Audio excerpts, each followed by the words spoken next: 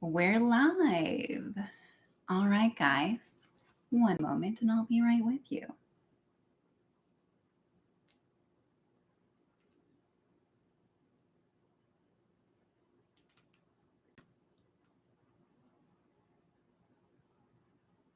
So, I was going to do this video earlier today, but I turned on the camera. I originally called it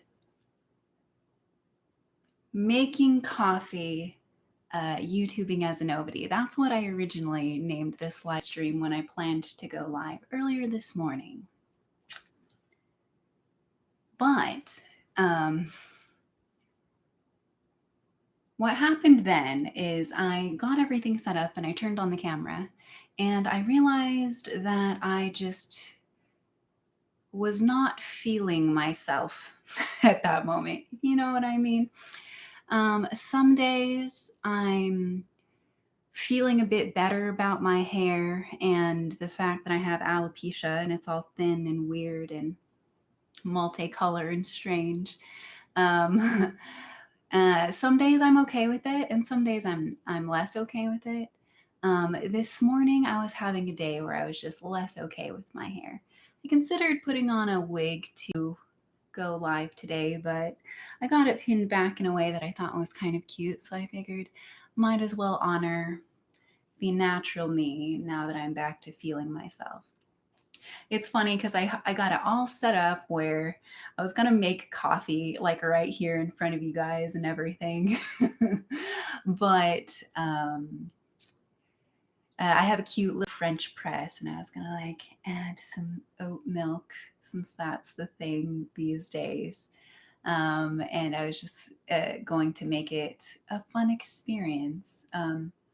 Kind of in the theme of a YouTuber that I saw blow up recently, where his whole thing is about like drinking tea and talking to everybody.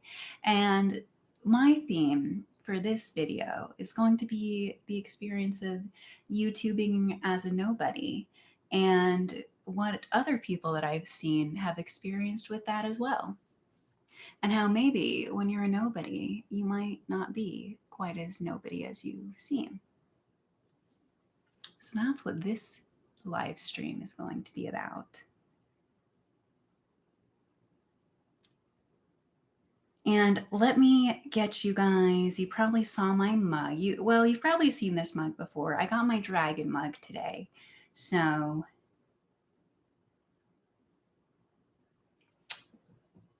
I actually had a different mug for my coffee, but it's my Year of the Dragon mug.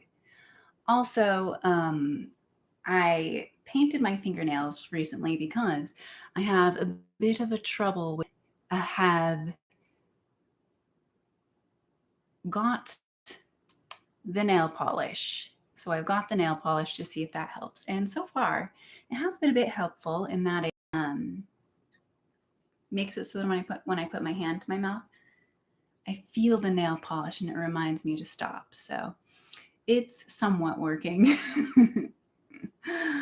All right. But yeah, here we have some hot cocoa. It is your normal Swiss Miss packet variety.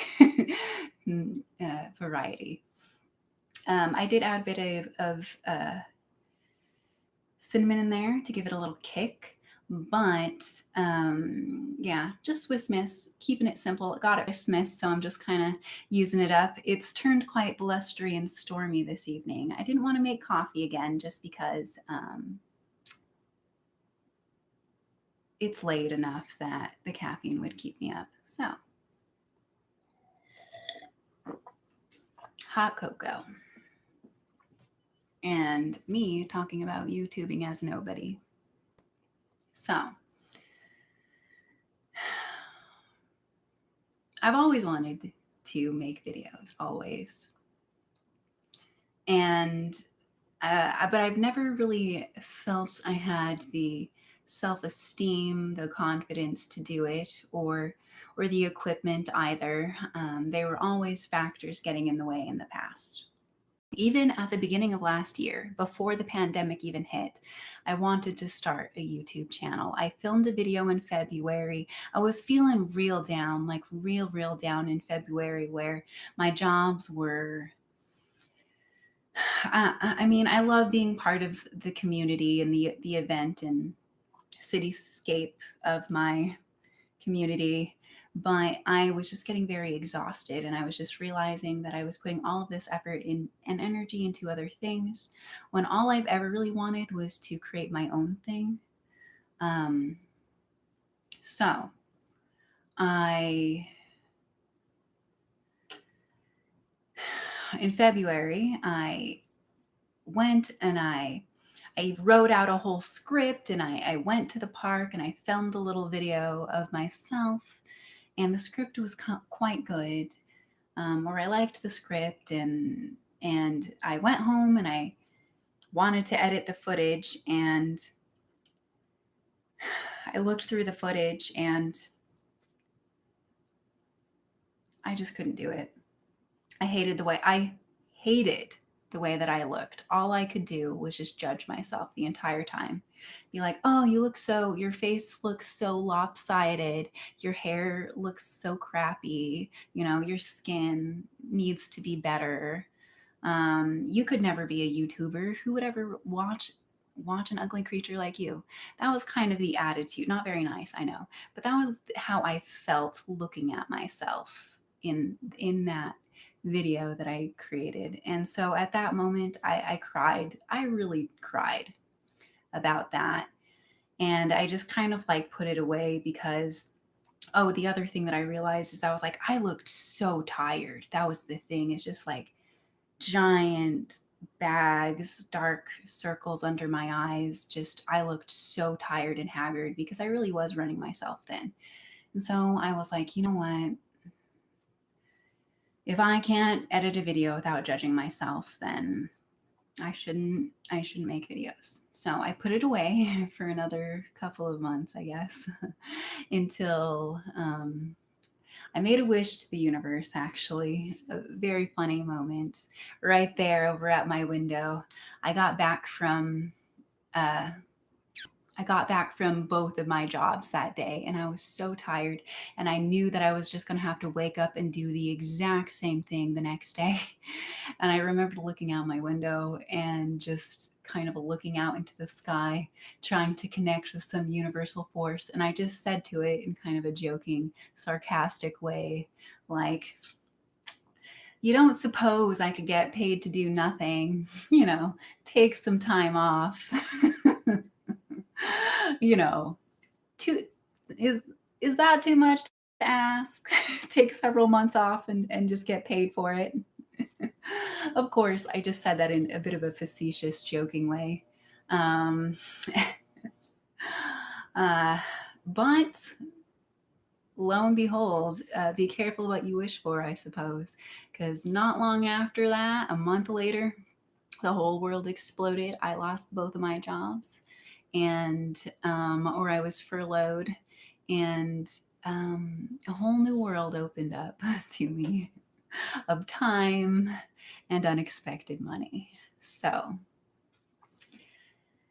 it's something that is helpful for keeping me hopeful because I always wanted to start a creative business, but I've never considered myself a very business minded person, you could say. I was like the art bit, and I was like coming up with ideas, but the like putting the business bits together and the money bit was just never something I wanted to touch. Um, so I've just kind of avoided it up until this point. But for the first time in my life, I had the time and the space to try to create something, the beginning of a creative vision that I had been dreaming. And so that's what I did. I started making YouTube videos. I really didn't know what I was doing at first, and I didn't really have any editing software that was good or working for me. So it was just very simple.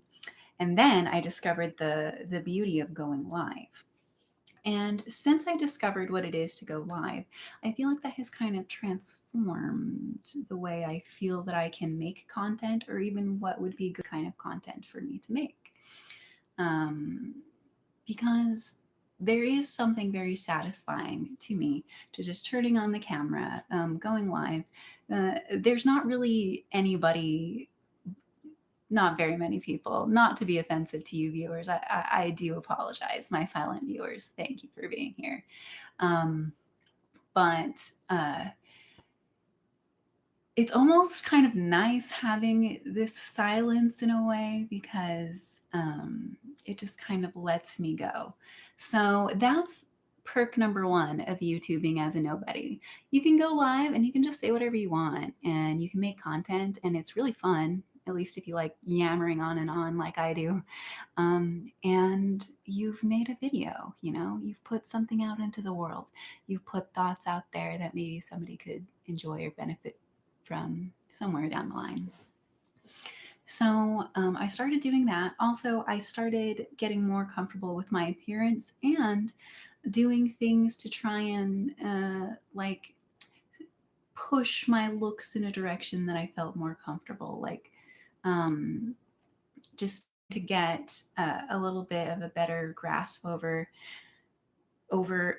styling my hair and feeling like I could just have my normal hair without always having to wear a wig in a video necessarily, figuring out how to do my makeup a bit better, trying to clear up my acne a bit better. I did all of these things. Even like if you were to compare to some of my earlier videos, like my vegetable regimen has been helping. Is all I'm going to say about that. And I feel ironically like turning on the camera has actually helped my confidence. I kind of wonder if the camera makes you more beautiful if you repeatedly put yourself in front of it.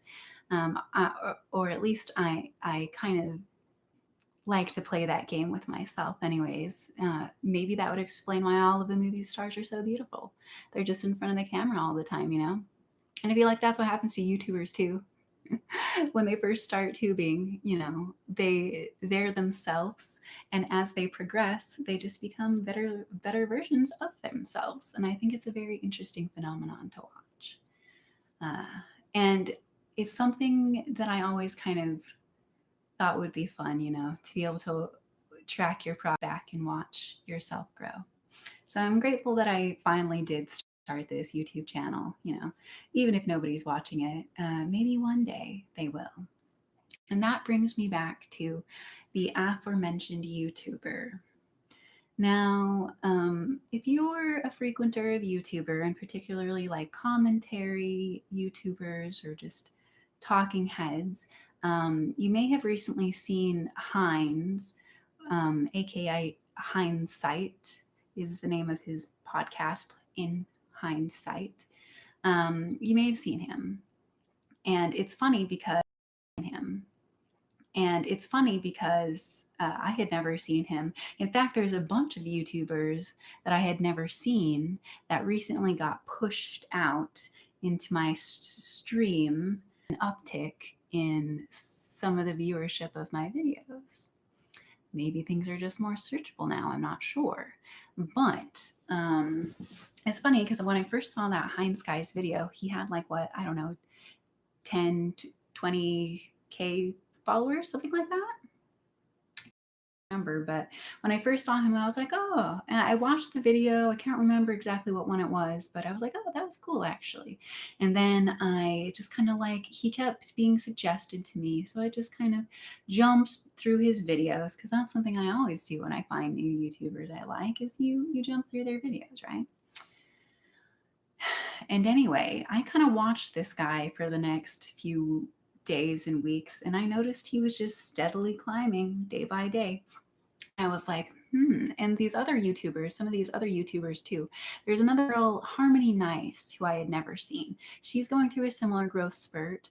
There's this other guy, I can't remember his name. I call him Connor Jr. because he's basically like Curtis Connor 2.0. He's another one that got popped into my stream recently, who judging from one of his other videos I recently watched, he only had like 300K subscribers a few weeks ago, and now he's got like how I don't know, close to 100K. So this is what HINDZ calls bamboo growth, which is this idea with bamboo. A lot of the initial growth is very slow, but once the sprouts kind of reach through the dirt, they will shoot up very suddenly. So that's something I've been noticing has happened to a few people in the YouTube community lately. And it just makes me wonder, what did YouTube do? What did they change? Or did they just decide it was a changing of the guards? Did they just like periodically open the gates and let new people flood out, and then other influencers then take their spot in like the 1 to 3K range, and then the drawbridge raises and then more are released? Is that how it works? I'm not sure. It could be though. And anyways, so I was watching his video, and I even like participated in one of the live streams he was doing lately. That's a whole new world that I only really discovered in the past year either. I never got the appeal of live content until recently, but I get it now. I get it. And yeah, there's something very personal about it. And even watching the replays, you'd think it would be really boring, but it's actually not. It's kind of like, when you hang out with a friend and, maybe it's like technically boring, but you're just kind of enjoying each other's company. Similar sort of sensation, I think. Um, and that's one reason why I've always kind of liked YouTubers too, and always kind of wanted to be one, to have that little personable connection to express yourself in this kind of personable, uh, monologue-y way. uh, I definitely can get going on some monologues, so works for me. Um, HINDZ, but yeah, HINDZ was saying that, he made 100 videos before he really shot up. And don't get me wrong, he had his loyal followers that, you know, even though he had made like 100 videos and it had been like a couple years that he had been making them, um, he just couldn't quite break through. There was just that couple thousand views, maybe a couple videos every once in a while would get like 10K. To me, I'm like, man, if I got a couple thousand views on any of my videos, I would be freaking stoked, but it's just a shifting perspective. If I got 100 videos on 100 views on one of my videos, I would be stoked. So just a difference in perspective depending on who you are. But I was really grateful and proud and happy for who this guy is, for this guy, and happy for him. And so I listened to his story and how he just kind of made videos that he wanted. And he just kind of made videos he wanted, even though they weren't particularly searchable, because that's been one thing that I've been wondering about as well. Because my original plan was to try and just hack the system by picking popular or niche topics and just digging in until the algorithm kind of pushes me out that way. But then I realized picking one thing is just really not me. And so I've been honoring that side of me rather than the more calculated part of me that's trying to learn marketing, because I've been dabbling in like, the popular terms and stuff like story time. And then I'm trying some bullet journal content to kind of that maybe get a toe over in that community too, because I've always kind of wanted to try to be, I think that those girls are all pretty cool. So and I think I've got kind of a different way that I do it personally. So maybe they'd accept me. I don't know if they could find me. uh, Still working on my April setup for my journal. Maybe that'll help because it'll be April, which will be more timely. We shall see. Anyways, back to HINDZ. So he had said that he just kind of reached this cap, this limit, but he just wanted to make videos that he wanted to make that weren't necessarily searchable. And videos that were just like him talking to the camera, you know. But what happened is once he believes that it was his celibacy story that really pushed him out into the public eye, because he made a 3-part series that got pretty popular, and then he made another video called, and I think this was actually the first one that I saw from him, or I didn't watch that one, but I saw that one first, I think is how it went. But it's the one that says being celibate forever, and then the thumbnail says forever. And yeah, that was the one that popped him off, I guess.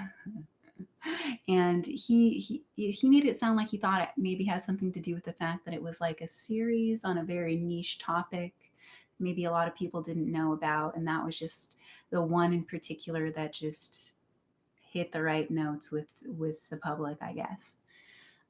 But he said that once that popped off, it was like an immediate domino effect, where all of these videos that had barely gotten any views the entire time, that weren't searchable, didn't really have searchable titles or themes that were things that people were necessarily looking for, all of a sudden started getting recommended to people because they liked his other video, and they just kept getting pushed along and along and along.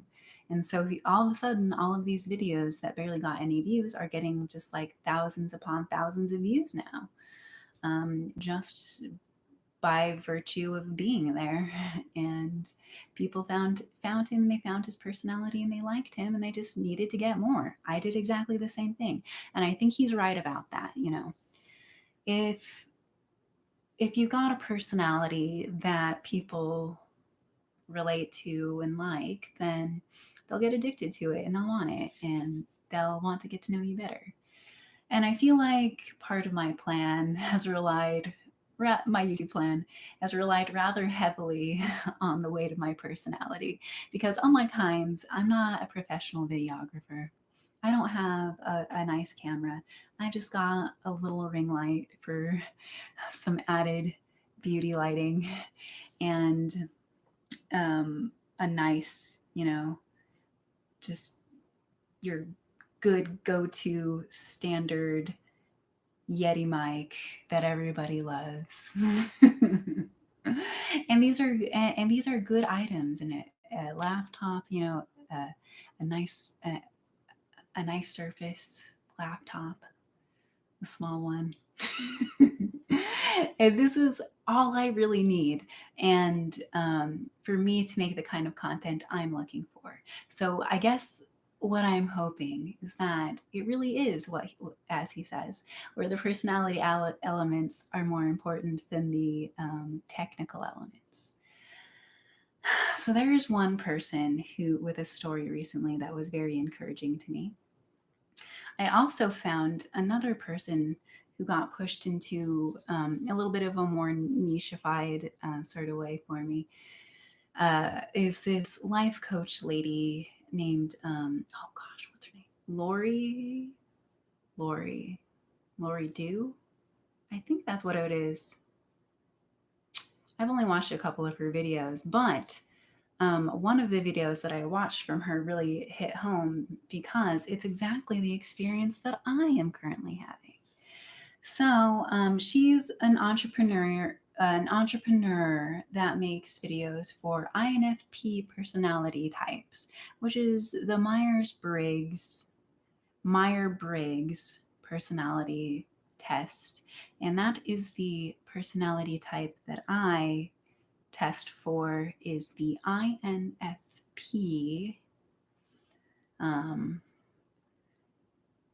And so mediator, I guess, dreamer type. And I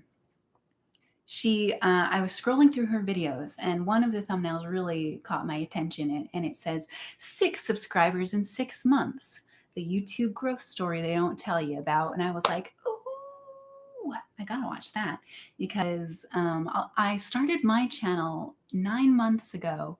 I wasn't really sure what I was doing though, and I didn't really have everything set up the way I needed to. So I made a couple videos a month for about 3 months, and then I just kind of stopped. And they were just like ambient sounds. I made like one vlog video, a couple vlogish videos, and then I just kind of, the editing was really annoying, and I just thought that my computer couldn't handle it because, like I said, it's a light, zippy little laptop, but I never really intended to do a lot of heavy duty video editing on it.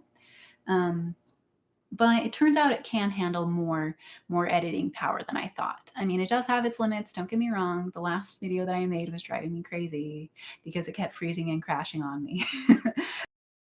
But it does work. It does actually work. So anyways, so I just kind of took a few months because I just wasn't finding my video vibe. And I had decided at that point that what was really important to me is I wanted to try to make a little book of poetry, for part of my business and my creative persona. And so I spent the next few months kind of focusing on that and getting that ready and created. And then after I had got that off my plate, I kind of jumped back into YouTube a little bit. But at that point, I kind of mixing it all together. And then at that point, I just had discovered live streaming, which I didn't really know about up until that point, or the appeal or how to do it.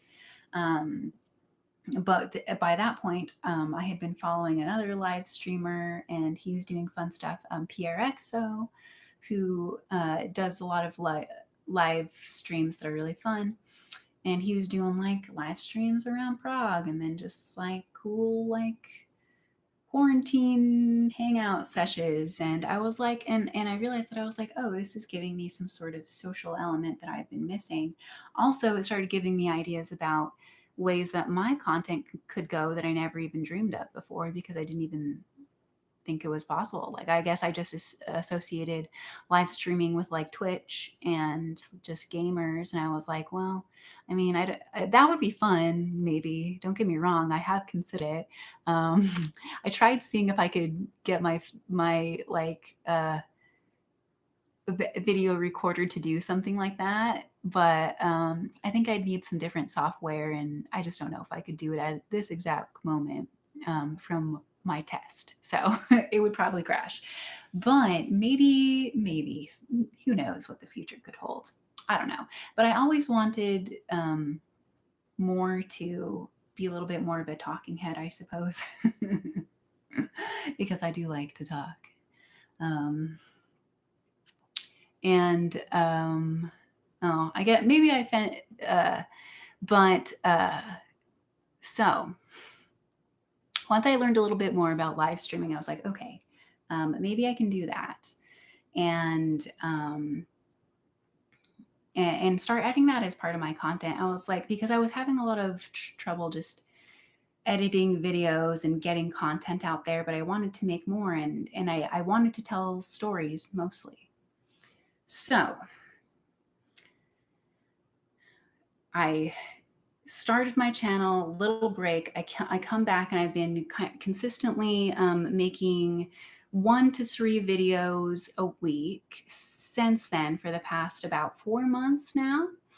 And I have actually noticed a little bit of organic growths. So back to that story with that other video that I watched, where she had said 6 subscribers in 6 months. And I was like, I should watch this, because this is the position I am in. And like a year later, that she has like 10,000 subscribers and stuff. I mean, who knows? Maybe that won't happen to me, but maybe it will. I'm hopeful that it will. Um, but either way, I'm just going to keep. And I've really been wondering to myself, like, what kind of content do I want to make? What kind of content do I want to make? And I'm not really sure. But one thing that I do keep coming back to is these live streams. Like, I really like these. And maybe I'm a little bit long winded. Maybe nobody would find this interesting, but I don't know. I like the fact that these little pieces of me live on my channel and that they're there, um, perpetually frozen and looping in their little moments of time. It's little pieces of me. And it brings me back to the thought of HINDZ, and how his videos went totally unnoticed for so long before taking on a new life of their own. So I don't know. It's something hopeful for me anyway, because I don't want to only have YouTube be my only, you know, business outlet. I just have always wanted YouTube to be one of the branches of my business. So if another person can go from 6 subscribers to over 10K, then maybe there's hope for me, is basically what I think about that, you know? Because some days it feels quite futile. You put your heart and your effort into the things that you're making, and it feels so unreceived some days. You wonder if it's worth the effort. But truth be told, even if nobody watched these videos, I think I will still continue to make them because it's really good for me, at least. I feel myself growing. And honestly, I would suggest anybody, if you're feeling down on yourself, to make some videos. Just go live and talk. Um, this has really created a space for me that I never knew that I needed or wanted. And maybe from now on, when I have a funny story, maybe I can just turn the camera on real quick and go live and talk about it. Because there have been many times where I've just had stories going on in my head throughout my whole life. I get these dialogues and these stories running in my head, and I um, picture myself like telling the stories to other people, and I just have these vast stories just playing. It's almost like they just get caught in there looping. So I've been thinking, what if I just started doing that? What if that could be my thing? I don't know. It's the thing that I probably enjoy the most because, as proud as I was of my last video that I made, the bullet journal video, it was such effort, and I don't know if it fully expresses who I am in the way that this is. I'm going to keep experimenting though.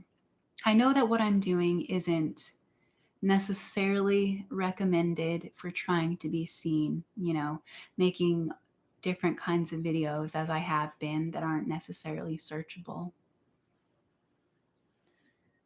even though I try to make them somewhat searchable if I can. Um, but maybe one day searchability won't matter for me, and that'll be okay. Maybe I'll have made an impression in another way. The card that decided to keep me company for this live stream today. So the witch keeping us company is,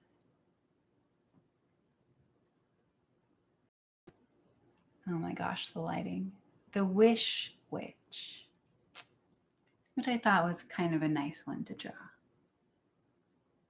I do love a nice wish. I just can't help myself. A dream is a wish your heart makes. That kind of stuff.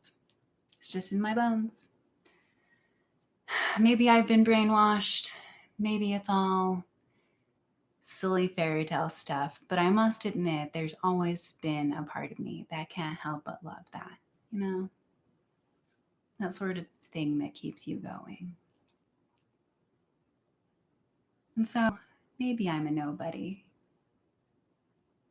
but maybe YouTubing as a nobody. This reminds me of an Emily Dickinson poem, is what this reminds me of. Growing up, I was always very much into, and she has one that goes, I'm nobody. Who are you? Are you nobody too? Then there's a pair of us. Don't tell. They'd banish us, you know. I'm nobody. Who are you? Are you nobody too? Then there's a pair of us. Don't tell. They'd banish us, you know.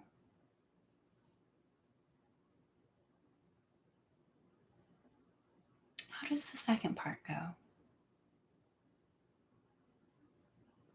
Was that all of it?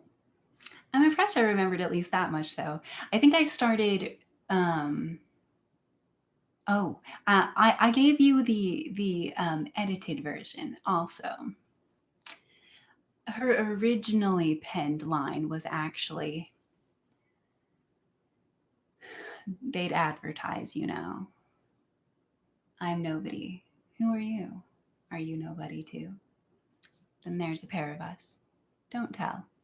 They'd advertise, you know. I feel like there's a couple lines that I'm missing. Now I've got to look it up just to see how much of it I forgot.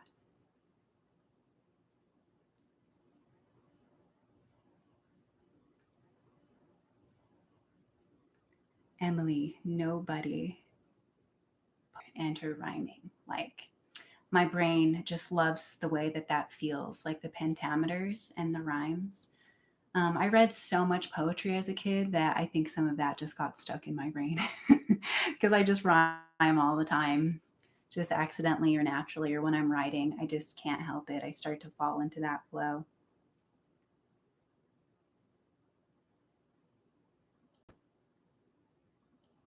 Now that the sun is out again, I feel more hopeful. I think things will start to sink in.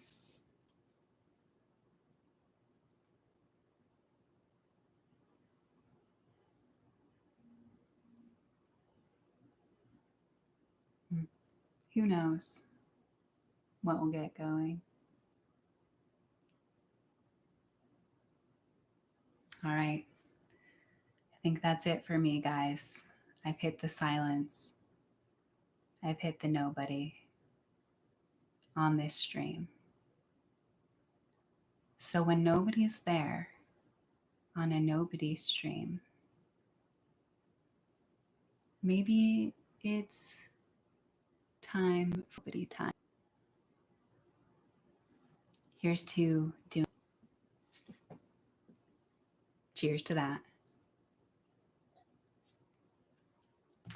All right. Hope to see you next time, nobody. Stay strong. Keep that bog admiring. And next time, I'll be croaking. In a good way. Like a frog in a bog. Not making that distinction clear right now.